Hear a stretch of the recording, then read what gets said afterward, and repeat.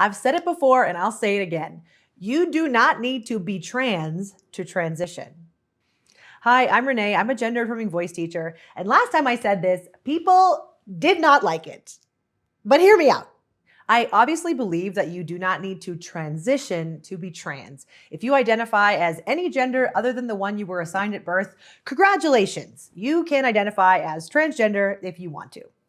You don't need to change your name or take hormones or have surgery to have a claim over the transgender identity, in my not so humble opinion.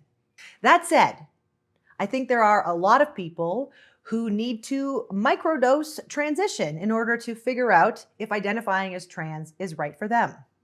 To elaborate, what does it even mean to transition? Obviously, everyone is familiar with hormone replacement therapy and gender-affirming surgeries, the things where you often need a psychologist to declare that you are in fact trans in order to access them.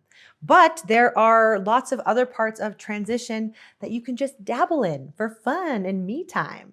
The most obvious one is clothes.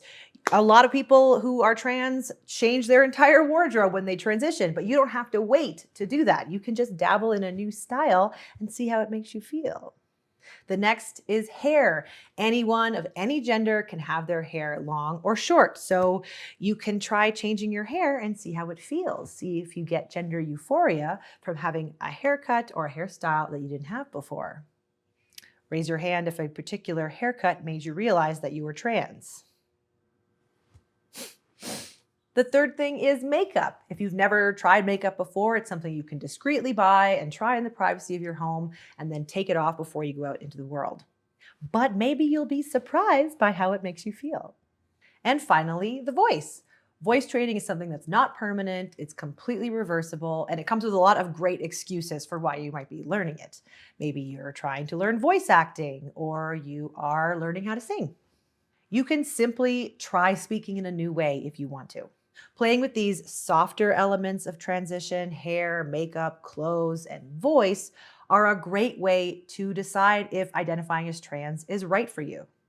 And if you already identify as trans, they're a great intermediary step before trying more permanent types of transition like hormone and surgeries.